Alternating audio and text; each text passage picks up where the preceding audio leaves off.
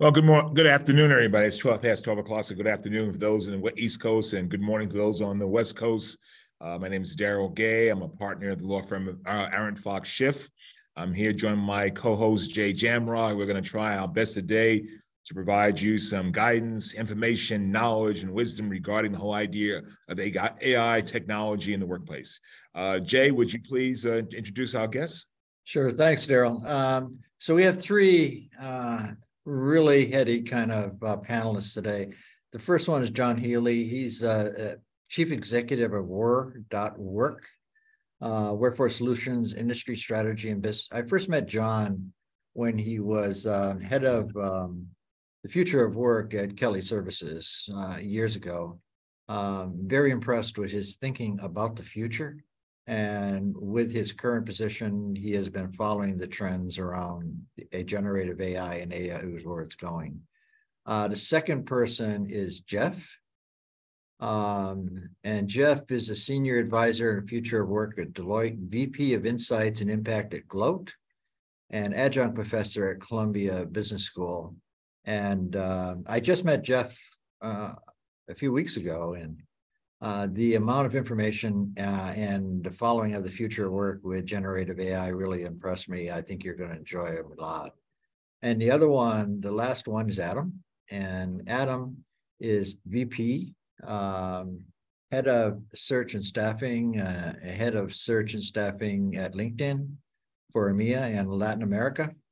Very in tune with his knowledge around this whole future of generative AI, how it's going to be working, and the myths and realities around that. And that's where I'd like to start. If I could ask the first question of all three of you, and as brief as possible to kick us off, there is a lot of stuff being published around generative AI, ChatGPT, Bing.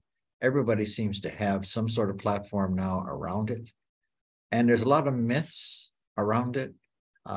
And so I'd like to get into what are the realities of generative AI and what are some of the myths that we'd like to bust here? And just to start off, so what is the state of the art today? Because this stuff is progressing extremely fast. So I'd like to start off with Jeff. And Jeff is, I know you could talk to an hour on this, so as quickly as possible and a little bit of elevator speech. What are some of the realities and myths around generative AI today?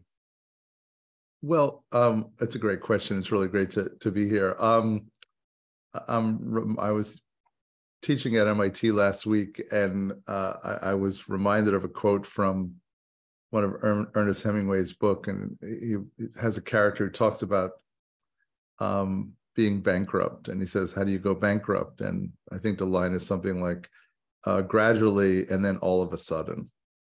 And I keep thinking about that when I think about where we are with generative AI.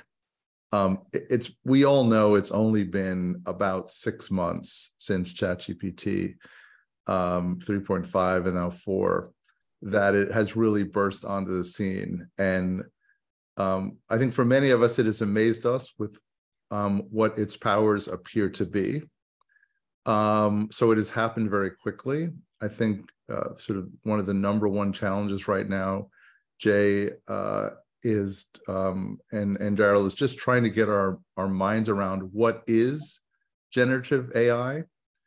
I think one of the best explanations of this, we were talking about it the other day, Cal Newport, who teaches computer science at Georgetown, wrote both an article in the New Yorker and did a YouTube video and did a podcast on what kind of mind is generative AI. And I think he describes it pretty well as a very sophisticated large language model that is, in a sense, an autocomplete function. So I think it's really important for us to understand what is ChatGPT and generative AI, to recognize how new it is, and then I think also to recognize that its potential impacts, both positive and negative, are really sort of something that we're in the earliest days, right, trying to figure out. Sure. And Adam, I'd like to have you get into both what it is, but there's a lot of myths out there. It's going to take away everybody's job. It's gonna, it's just going to revolutionize everything. And I've spent hours on both Bing and ChatGPT so I have my opinions on what it can do and what it can't do. But some of the myths out there, I think we got to dispel. I agree, Jay.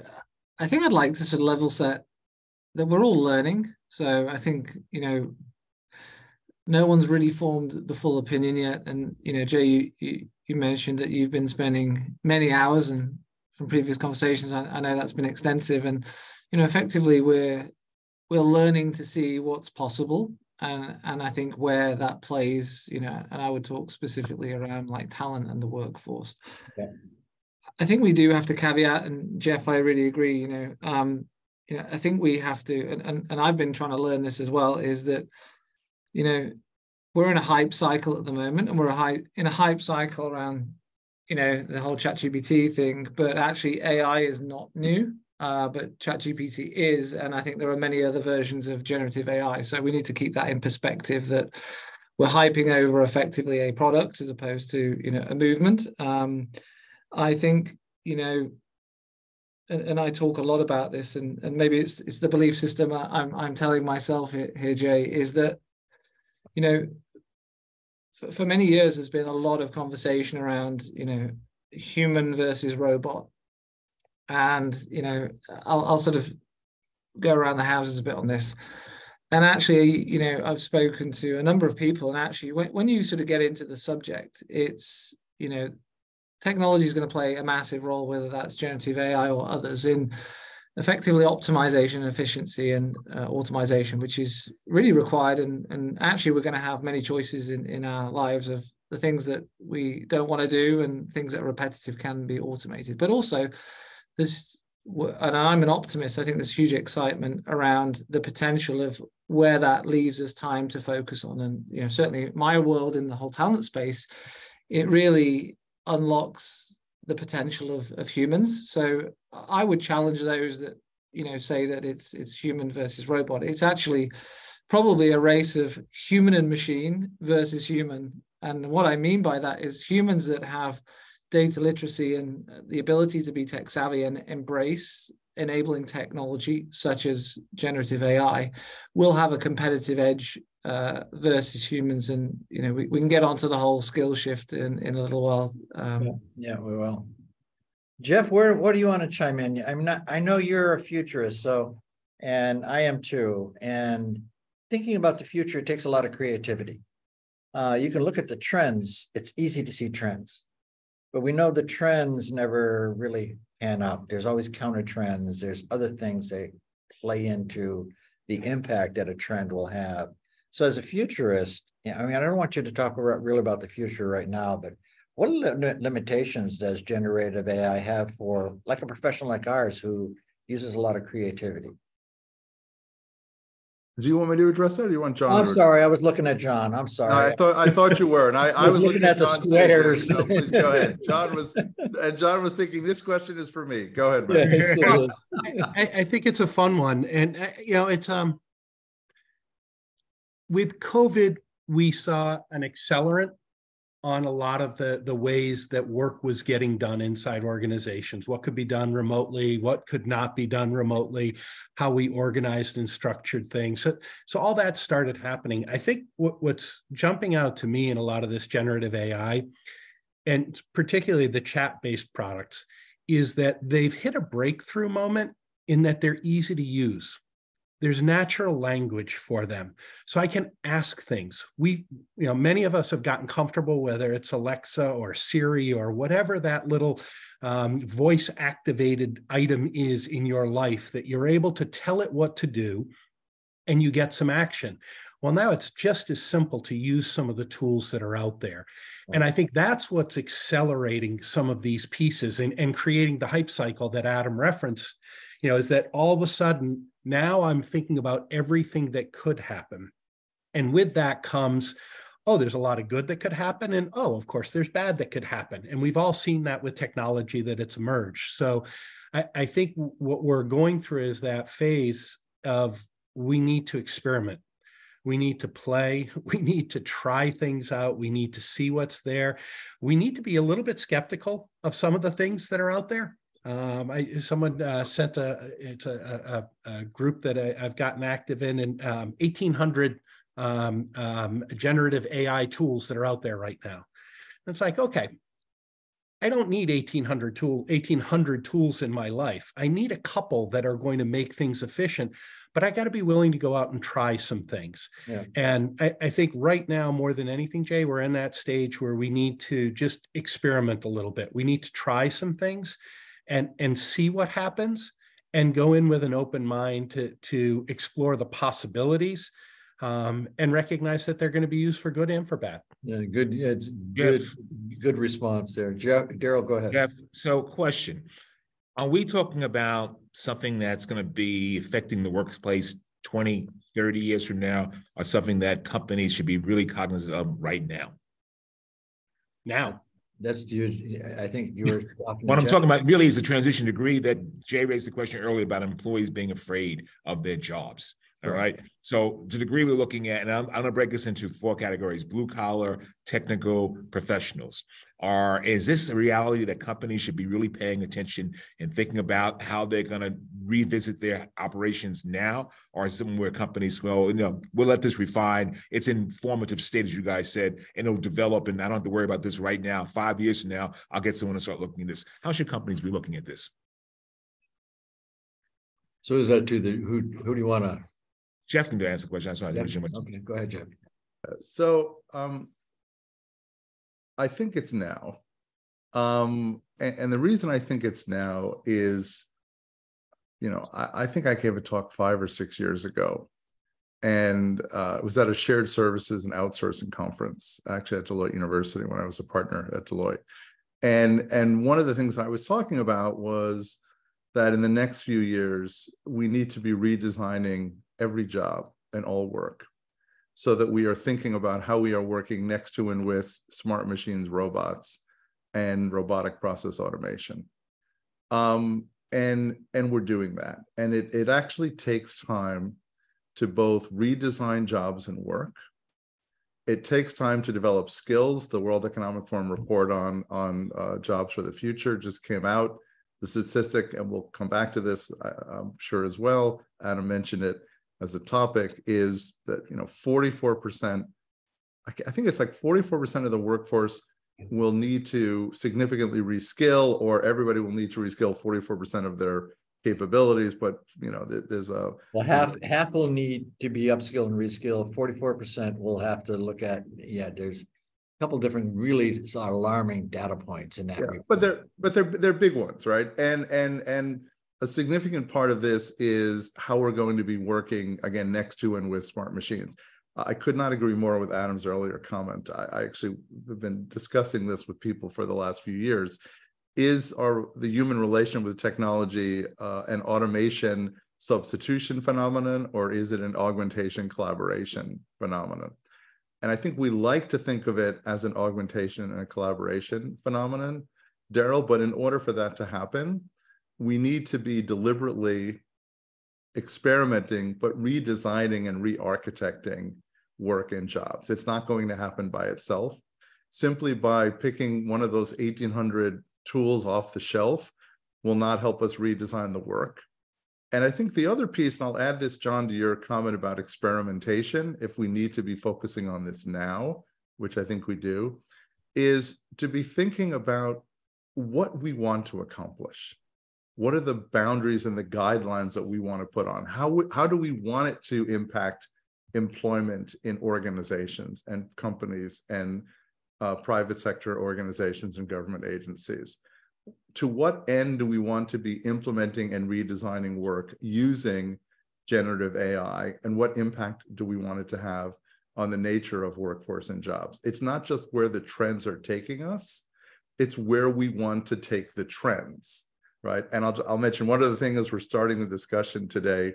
There's an article, many of us probably saw it, from Tom Friedman this morning in the New York Times, who said the world is opening up 2 Pandora's boxes. Look, Tom talking about climate is nothing new, but the other Pandora box that he's telling us we have in front of us is the AI box. And when we open it up, we need to think about not only what it can do, but what we want it to do and how we govern it and how we manage steal it. that, Jeff. I'm gonna steal that line. That's a good line. Okay. Not what we'll see it do, but what we want it to do is gonna be a good line. Adam, how does a company get started? Daryl, I was just gonna ask, build on your question, Daryl, like, okay. Is it today or tomorrow, effectively, I think is what you're saying. That's I think the reality, I'd be even bolder and say it's here. I think, it might not be in full adoption, but, spoken to a number of customers and observed a number of customers that are becoming pretty savvy, and you could apply this to many roles and industries, but, if you look at things like marketing or things like that, AI and generative AI is, a firm foundation around outreach, messaging, like document creation, volume screening, lead generation, predictive analytics, like all of these things are, in play today. And I think that's, whether that is, I'd say the fully formed generative AI level, or whether it's sort of early in the cycle around things like nudge theory, that's sort of almost more in that suggestive phase. But like companies are, they're all competing with data. I mean, we know how much of the world's data has been created in the last years, like 90%. So everyone's looking for competitive advantage around data and insights, and actually the optimization and efficiency component of what, automation, AI, generative AI can do with that for effective performance and meaningful decision-making is the race that I think everyone's in. So the reason I asked the question early was because I think going to the concept of being here, a lot of people aren't accepting it being here. I know law firms are kind of just now starting to look at the idea of having AI used to replace some of the associate work. But how do companies, I mean, is it just here for white collar, or is it here for blue collar work? And if so, how do companies start looking at making the analysis of whether or not they should be really looking closely at this and getting started? How do they do this? Well, my view, Daryl, is, rather than, I live in a world of HR tech, and whether that's advisory work or the work I do here, I think a lot of people who get in that sort of fear arena, as I would call it, tend to feel pressure. We need technology, and then we go shop for technology. I think it's totally the wrong way to look upon it. Is like, I think there is an awareness that technology is a real positive in it, but as Jeff said, this enabler. But it's going back, in my view, to like, what problem are you trying to solve here? And actually then can tech enable that? And in some cases it will be no. I would say in most cases it would be yes. To what degree of like digitalization is that going to be? I think that's going to be nuanced per, industry, role category and stuff like that. But I think you've always got to look upon it as the sort of use case or the goal of the organization, and if that can provide a meaningful output to that, which then helps you screen the right enabling technology and the cultural fit to your business as well. Well, there's you said something. 1800. 1 second. You said something interesting, Adam. You said you figure out what problem you have and how to solve it. Suppose a company doesn't even understand they have a problem. Suppose, even technology developing doesn't necessarily heal a problem. It just makes a company operate differently. But I guess I would challenge Daryl, if every organization is out there trying to figure out how it can become more efficient, how I can do things more effectively, better, faster, cheaper is an easy answer for every organization somewhere. So, if we look at two of the audiences that you have here of people in the legal field and people in the HR field, if you're in the legal field, completing research faster, when you're looking at a case and being able to evaluate all of the case law that could potentially influence something, if something can help make that happen more efficiently, then that's certainly something we want to look at. For the HR team, every HR business partner who is going to be trying to talk to a new chief digital marketing officer or a CIO or a pick whatever head of R&D wants to be able to speak their language. Well, if you can say, these are the questions I want to be asking more effectively, to have a conversation, or translate this memo into language that would be better understood by a chief marketing officer. That information can help make me a little bit more effective. It's not replacing the work, but if it can make me a little bit better, those are the simple things that I think people can begin that experimentation in. It can be done in a very safe space. I think of NASA, our US space agency, when they started doing crowdsourcing. There was a lot of paranoia that, whoa, what do you mean? You're going to take this away from all of these aeronautical engineers and doing things? Well, instead of doing it on new stuff, they went in and they did test programs on things that had already been done, on products that had already been built, had already been successful. So it was a very non-threatening approach that they took to introducing this new approach to getting work done, to say, hey, can it be more effective? How would it change? Help us answer some of the unknowns that are in there. And then all of a sudden they found some areas that caused people to say, that is more effective for me. Maybe that did give me something that I hadn't thought of before. So, there's this element of curiosity that has to be present for adoption to occur. But if you're in a position saying, I have nothing wrong in my organization, we have no problems, then I would challenge you lack curiosity and perspective from the beginning.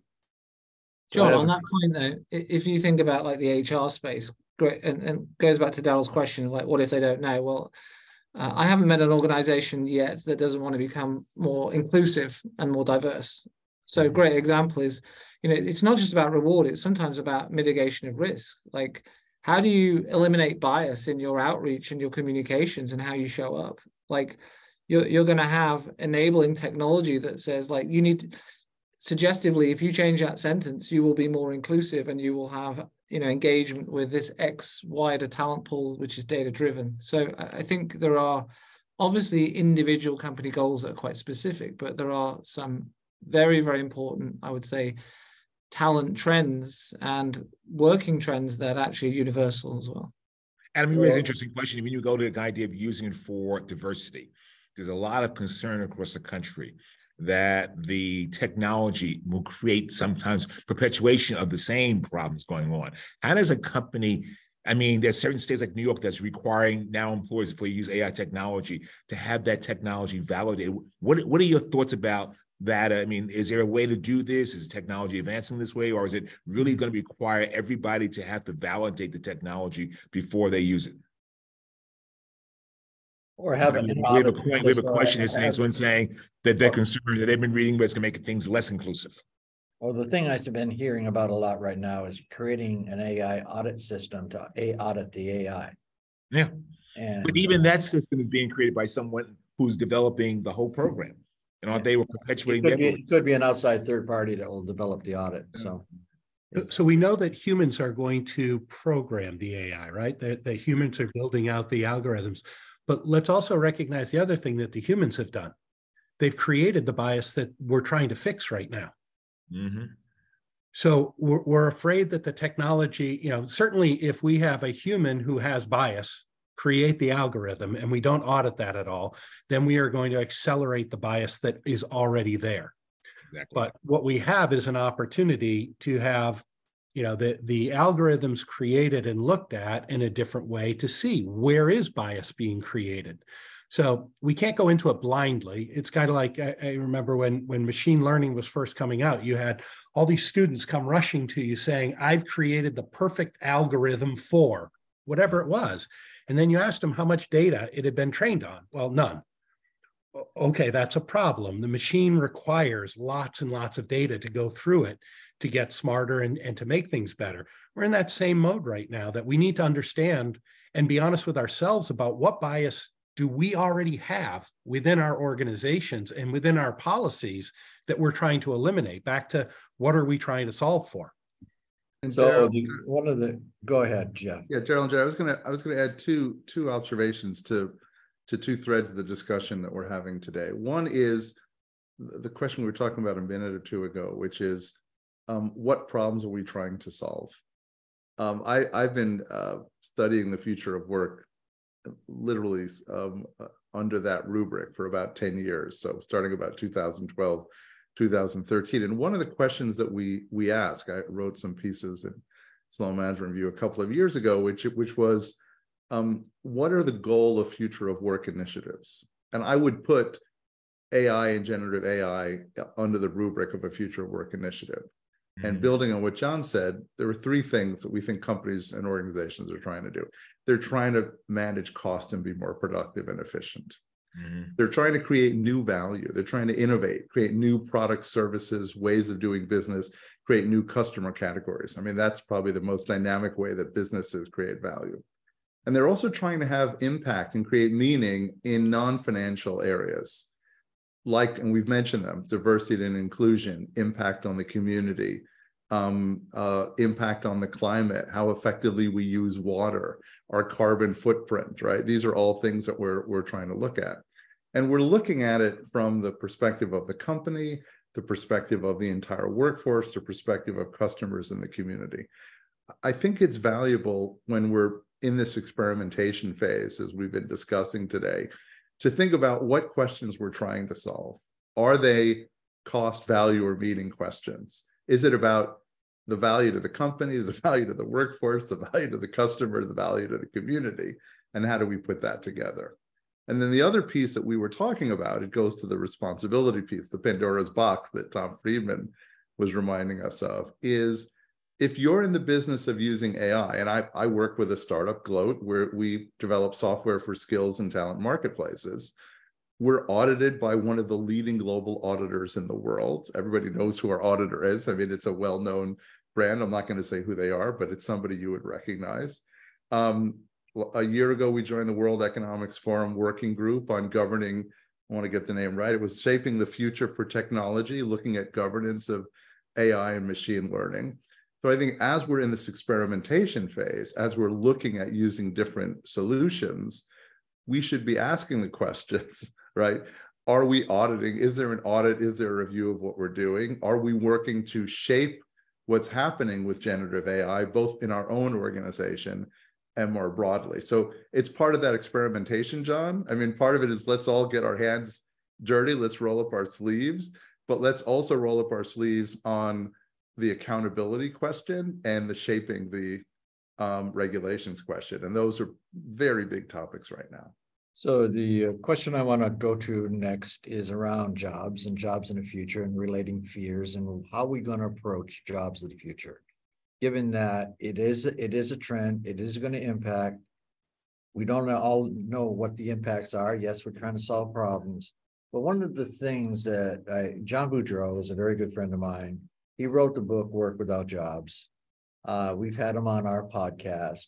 One of the things that he's been promoting, and I'm a big fan of it, by the way, is the whole deconstructing of work around because of the impact of generative AI and other kinds of technology, and actually deconstructing and getting down to what are the skills that we're going to need today and then going into the future, and get away from job descriptions and jobs and get down to skills and how do we build the right skills for today and the future. I know, Adam, you have some very strong points of view on this, given your job. Tell me where you think this is going. Is this the right path? Should companies be curious about certain professions right now and already start deconstructing jobs? Well, I think I'm super passionate about this. So thanks, Jay, for letting me open this up. I think, if we add context to, the working world, I think it's a known fact, especially in this economic cycle, we've got the lowest levels of unemployment, whether we've got good job vacancies or not, we still have, tight labor markets. And that's only ever going to get tighter with, aging populations, etc. So that's one component that actually it's hard to acquire talent. Now, the world has become more borderless. So in some professions, you could challenge that it's not that people don't exist, they're in the wrong place. Maybe that has opened up a bit more, but that opens up many different other categories. One of the things that's been going on, and if you look, and Jeff has some good data points on this, but if you think about like how hiring has been done for not just decades, hundreds of years, just around the CV, it hasn't materially changed, and people have been hired fundamentally on the principle of education and experiences, which has been disproportionate to talent. So I take the view, Jay, that actually not just because of the tight labor markets and the future state, actually there's some great talent out there which organizations are not benefiting from, because we are actually running the wrong screening and review process. We've got a lot of data which if you just follow some of my posts you will see, but on average globally, if you took what I call a skills first approach, which is hiring people on skills and potential as opposed to education experience, you will 10x talent pools minimum. You could go to different geographies and different segments, different demographics, and that could increase 40% plus, which is astounding and super exciting. The final thing I would say is that, there's a lot of work, and we can dig into like how do we move to a skills first, because that's not flipping a switch. That's a very complex habitual change and process change. But the other thing that's going on as well is that Jeff mentioned the latest WEF report. We had data around what we call like a 33% skill shift in jobs from 2015 to like now, which is going to double. The profession I work in, there's been a 20% skill shift in the last 5 years. It's going to double. So like that's a 40% shift. So one thing that I thought was really interesting is, well, there was 2 points. One is, even if I don't move jobs, my job is moving on me, which is something I never thought about, which I think is fascinating. And it means I need to acquire new skills. Those new skills are going to predominantly be in tech. And if you look at, the World Economic Forum data, I think it's something like in the next decade, a billion people need to reskill, which is a third of the working population. And we also need to tackle probably the myth that most people still feel that their employer or the government are responsible for that reskilling. So there's a huge thing going on here, Jay, around like the opportunity is huge. The transformation is challenging, but even if any of us don't decide to move our job for the next 5 years, it's going to look materially different in 4 or 5 years. It's important to think about skills. Deconstructing jobs, but you've got to really build in the deconstructing of when you deconstruct work, it's looking at what work can technology do versus what work a human will do. And there's tons of examples around this, but I think it's very important to deconstruct work around, especially if we're going to start using technology into work, whether it's blue collar, professional, or whatever. What work will technology do? What work will humans do? And what are the skills that are replaced by the technology and the skills that humans will still use? So I agree with you totally. And Jeff, I gotta, I'll give you a little promo here. I think the fact that platforms have been developed before this that look at building a skill database within companies, and a lot of companies are moving to that. And Gloat is a platform you pull on top of a skill database to create an internal talent marketplace and actually use the external talent marketplace too, with a little bit of AI. So I think we're moving in this direction of skills and skill databases and really having movement of people around skills that companies are just starting to develop. It's a fascinating field that I've been watching ever since we first interviewed Unilever, because they were one of the leaders in this. They were. And actually, the earliest clients, we co-designed the talent marketplace at Gloat with Unilever and with Schneider Electric. But it's a couple of observations. One, our platform, and there are others, but I think we do a pretty good job of it. We're both helping companies. There's Keeps and there's other platforms. I know we list all of them. But the observation I'm going to add is that our platform both helps companies to build skills inventories, and to apply those skills inventories to talent and career marketplaces. I mean, that's really the core of where we're at, creating a platform to do that. But I think it's also interesting to think about the other side of what's happened to jobs. I totally agree with John Boudreau and Ravin Jesuthasan, who talked about work without jobs. One of my former colleagues at Deloitte, Sue Cantrell, who actually worked with them early on, points out that the job is being pulled in two different directions. It is being deconstructed, and it's being deconstructed into skills, but jobs are also being broadened, and they're being broadened into projects, right? So work is being pulled in different directions. And that's the learning opportunity we have in organizations. It's the learning opportunity, and it's also the teaming opportunity. Because when we think about jobs being deconstructed, we move quickly into, as you summarized a minute ago, into what work can be done by machines, what work can be done by people, what work can be done by micro-tasking, et cetera. When we think about work being more project-based, but also more dynamic, the team becomes the unit of analysis, not the individual and not the job. Mm-hmm. And when the team becomes the unit of analysis, then we're talking about people with different employment statuses, full-time employees, contractors, but people and contractors and technology, how do they work together on the same team? We've been developing an idea for a few years around super teams, which is literally, it's not how is the team replaced by technology, but how do we put technology on the team? It's almost the opposite of humans in the loop. We hear a lot about that. We're not, yes, it would be nice for us to figure out where people fit into the computer. It's also nice to figure out where does AI fit into what people are doing and what the project team is doing. And this is the kind of framing that we're just in the earliest days of, because of the power of what some of these AI tools are showing us they can provide. So Jeff, to the degree we're talking about developing skills, you got two folds here. One is the current staff. How do you start, as a company, start moving towards getting at people's developed or introducing them to new skills? And most importantly, with the people who are in high school, junior high school, grade school, one thing Jay and I talked a lot about is the fact that the school system is failing to prepare people for the day's workforce. What changes would you recommend relative to the school systems? Yeah, so it's interesting. I've written a couple of books, one on workforce ecosystems, one on work disrupted, and this is the question that I get asked probably most often, Daryl, which is, what advice would you give to my 15-year-old or my 13-year-old? And I'd actually give the similar advice to a 25-year-old or a 35-year-old, or even a 45 or a 55 or 65-year-old, that your job and your career is not going to be static.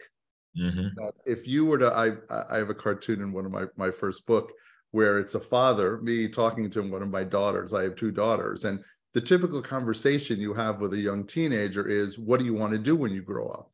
Mm-hmm. Well, the question today is, what 2 or 3 dozen things do you want to do during your lifetime? Because that's what our lives are. They're not linear careers, they're portfolios. They're portfolios of reinvention. I don't think we're talking about it, Daryl, this way in high schools. Right. I don't think we're saying to young people and people of all ages, right, what are you doing? How are you preparing yourself for a life where we know that, you tell me what the right statistic is, half the jobs that we're going to have in the next 10 or 15 years haven't been invented yet. There's some version of that, John, I see you're shaking your head. But that's the point. We know the half-life of skills are going down. So our ability to learn, our ability to do developmental projects, our ability to build mentor networks to learn how to do things. These are becoming much more important. But it starts with, what's the mental model that we have? Is the mental model that we have a job for 20 years and then we maybe retrain and get another job for 20 years? Mm-hmm. Or is the discussion we're having with people of different ages, you're going to do a whole bunch of different things? And just building on what Adam said, it's not about moving to another job. Your job is moving on you, mm-hmm. right? So even if you stay within what you thought was the same job or career, the skills and the experiences that you need to keep and stay on track and grow in that career is the most dynamic it's probably ever been in history. And it's going to continue to be even more dynamic. So I would start with that, which is, what is a career? right? It's not you educate yourself, you get a job, you work for 30 years, you get a gold watch, right? I mean, that's still the mental model, Daryl, that people have. We got to start in a different place. And then we need the educational system to move with us. And if you're struggling in that, I would just encourage people to go back and just look at your consumer life. You know, how you operate, take your job out of this, but how do you live your life every day? If you're seeing a doctor and your doctor, you've got a history of heart condition, and your doctor doesn't want to use any technology. They just want to watch your behavior and see if your skin changes color. Now, you're going to say, are you nuts? You know, I want medicine that is very specific to my family history. I want you to do blood work. Okay, so we're now using technology to help us make a better decision there. Okay, so we've got that. Same thing, we no longer work with generalists in a lot of different areas of our lives. They're specialists. Our retail experience has completely been, changed. We've all got one of these devices that, we throw apps out every day if we have a bad experience on them or not. But then we want our job to stay the same. And I would tell you that the younger generation, I don't think believes that at all. I think that there is far more acceptance of adaptation and the concepts of lifelong learning and figuring out something different, a little less fear, if we want to frame it that way.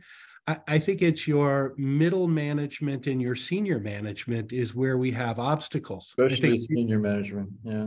Yeah, it's the whole generative AI. I really got a kick because, I take the simple aspect of research that you can do through generative AI. Instead of running a Google search and clicking on the 27 links that all were interesting, I can have something summarize all the information out and get it out much more quickly. Who used to be able to have access to that? And look inside your organization, even in your social media strategy. Most of the executives out there have a ghostwriter who writes for them, and they publish it out there. Okay, so the executive's allowed to have an assistant that's behind the scenes and making them more effective and making their time more efficient. But now the frontline person can have that, and I don't like that. Who's got the problem there? It's not the frontline worker who's becoming more efficient in using the resources and the tools that are there. It's the people who are saying, no, I want to keep it my way. I want to protect myself. So I think anytime you're sensing a resistance to the technology, are you back in a protect yourself and your own interests, or are you helping your team and your organization grow and thrive and accomplish the things that they want to do? So let me take this on. With a lot of what we're hearing and listening to, it sounds very good for people who are well educated, very talented in skills and education background. What about the blue collar guy who just barely got out of high school? How do we relieve them of the fear that they're about to be replaced?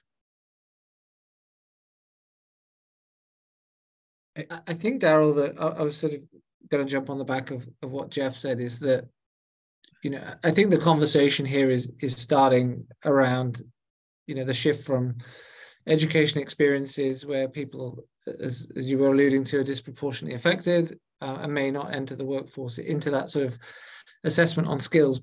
But I think the biggest movement, which probably aligns with your question here, is I think the biggest potential shift here is about what I would call adjacent skills or transferable skills, and that's going to be super meaningful in the future of work as it relates to education. So, I did some work experience and there was a young student, and they're like, I don't have any skills. Well, you sit them down and go, well, you're captain of the rugby team, or you're captain of this, or actually you enjoy doing that. You could list off, 7, 8 transferable skills that are very applicable to the workforce.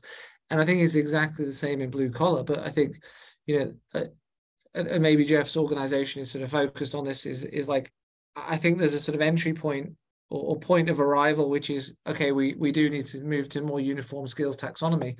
But the next phase and the highest potential area is this adjacent skills, because the mobilization of talent, we see it right now, like so many companies are saying we've got talent within. Why are we going to hire people? But we don't have that mechanism because we're not doing, tier 1, tier 2, tier 3 adjacent skills. That's the exciting thing about some of these skill databases and internal talent marketplace now is they're using AI to actually link up to adjacent skills that you may not even thought you have, but there is a skill that's very close to the skill you already have, which is completely transferable.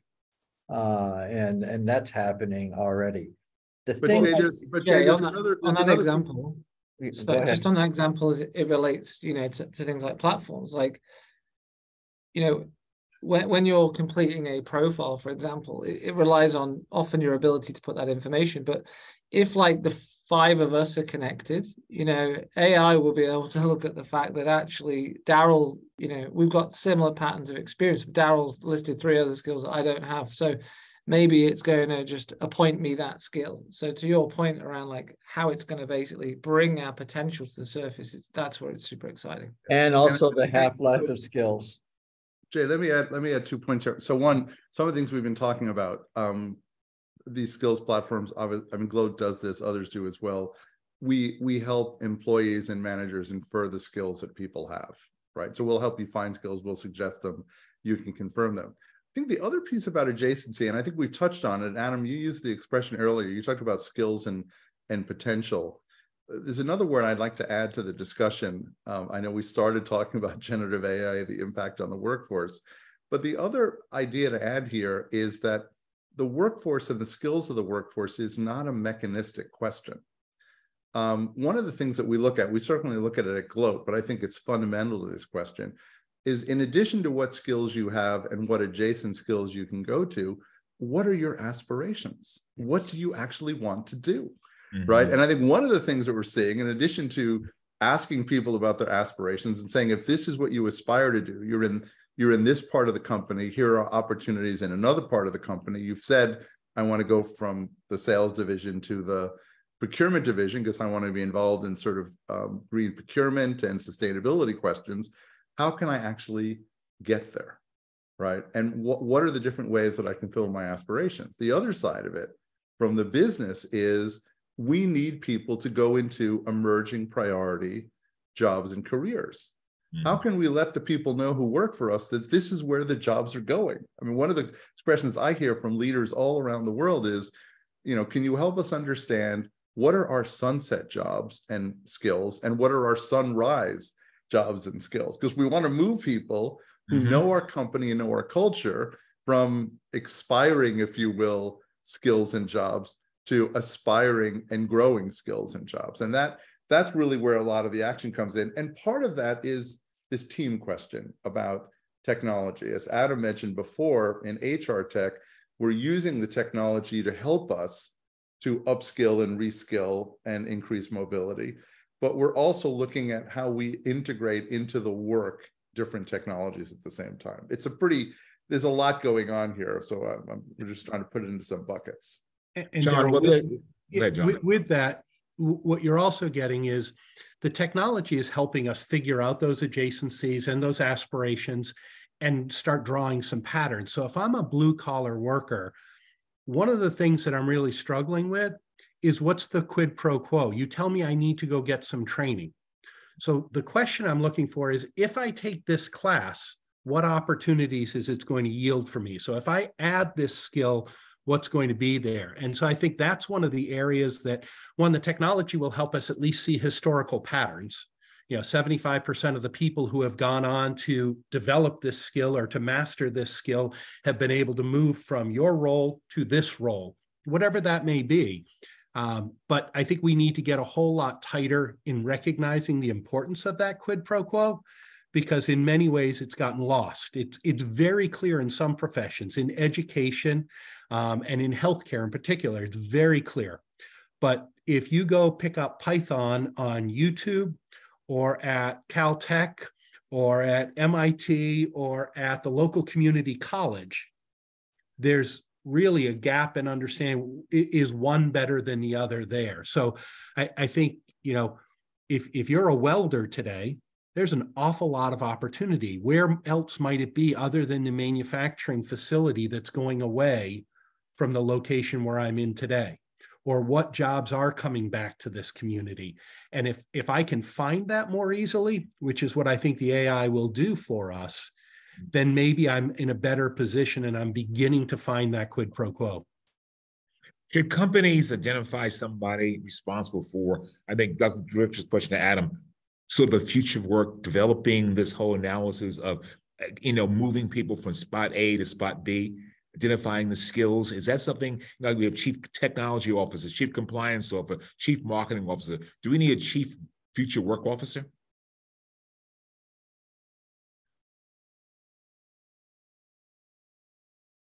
I think it depends on the size of organization, but I think I would probably answer that in a different way, Daryl. I would say, I think if I look back, what maybe 8-10 years ago, that you kind of saw a radicalization of marketing. Just bear with me on this one, Daryl. It was a very sort of functionally constructed role, but it's quickly evolved by tech predominantly to, well, a lot of marketing is digital outreach, but also it needs ROI. So you saw I'd say the morphing of sales and digital. So ultimately, you saw new job titles created like chief experience officer, for example. And, that was just the evolution of the role because of digital. I think when you look at like what's going on and what's particularly happened on the pandemic, the role of the CHRO or HR manager has, and Jeff alluded to it, I think he's being super polite, like the world is like radically transformed and is more complex than ever before. That's put a huge stressor on HR that were predominantly focused on, like, I would say, operations, policy, culture. And now it's like generational unification, it's hybrid working, it's like all of these things. And I think, you will see that the evolving of that role into like fundamentally, whatever you want to call it, Daryl, it's like the need for like more complex people strategy, which is kind of where the world needs to go, which will have a huge component. If I look at a lot of organizations that particularly work in the talent space, you've seen a raft of investment on HR advisory and HR tech advisory because people are trying to figure out all these multi-component dimensions within that role. So I think that whatever you call it, but it's all orientated around the complexity of people's strategy. So I want to ask all of you one question before I have to go, and I have to leave just a little bit early, and I apologize to everybody. As I've been playing with generative AI, and I have found, and it didn't surprise me at all, that it doesn't create new knowledge. It's just spitting out knowledge that's already there. So if I want to be a carbon copy of everything else, I can do it. I think the beauty of what the humans in AI is going to be is how do you, hard to put this. So our organization focuses on next practices, not best practices. So we create new knowledge for HR and organizations to manage people better. You won't find that with generative AI. This is new knowledge created, and you will once we publish it, yes. But when you look at something with generative AI, you are getting a lot of best practices that can be replicated. It's not going to give you the competitive advantage. I think the human component of looking at the best practices out there, the things that have been done in the past, allow you to say, well, how can I use this to leverage my company to be something different that gets us a competitive advantage, not being the same as everybody else. I mean, I probably phrased that completely wrong, but I just think there's the opportunity for building your personal brand, whether it's your own skill brand, by being creative about that, but also being creative in your organization on building strategy and building new ways of working that will give you a competitive advantage. The AI will not do that for you. It will help you get there, and then you've got to use creativity beyond that. Am I wrong, or did I state this wrong? John, what are you thinking on this? Yeah, a phrase I've been using with a lot of people is to embrace the artists.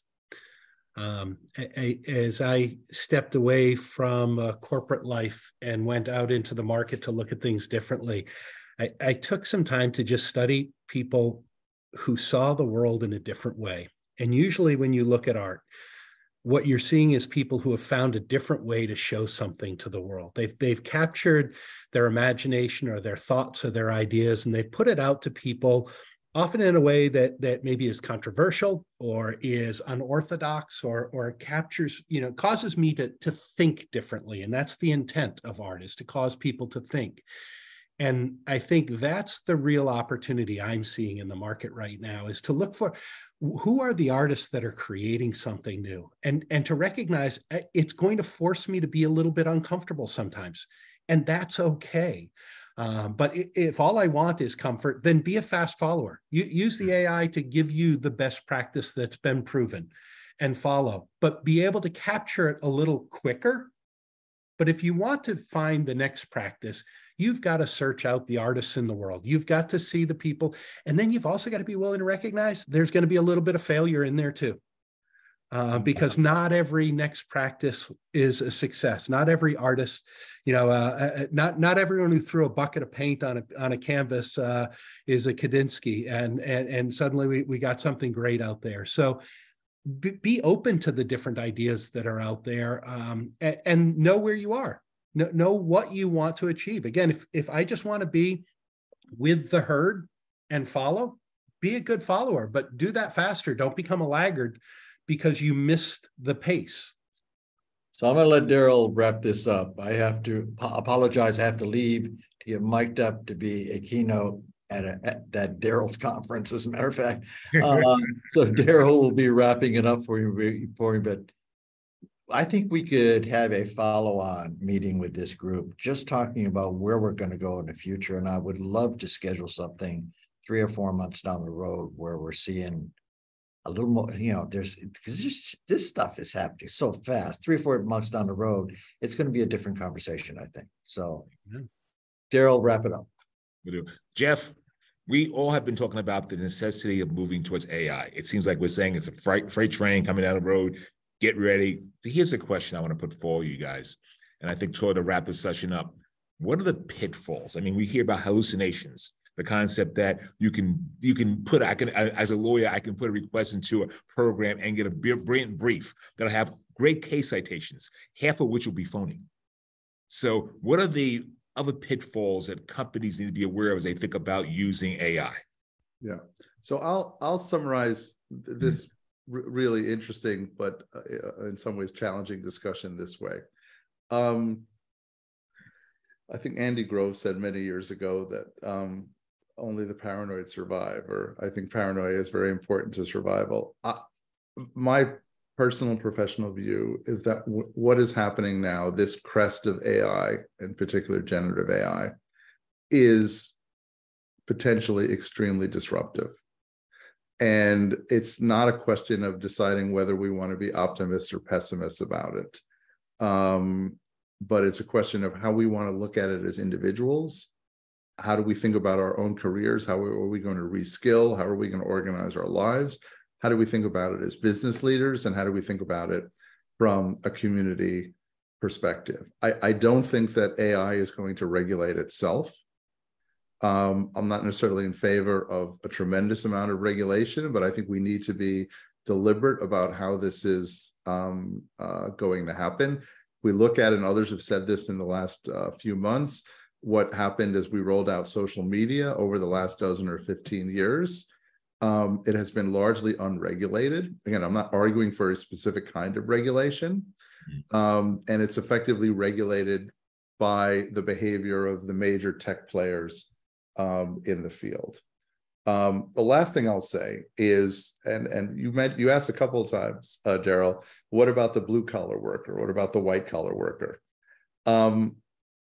I'm going to ask you to think a little bit differently about even this question, which is, does it make sense in the next decade or two to think about yourself as a blue collar worker or a white collar worker? What is a green collar worker? I mean, people working in the climate industry. Mhm. And I'll give a very specific example. We were talking about welders a few minutes ago.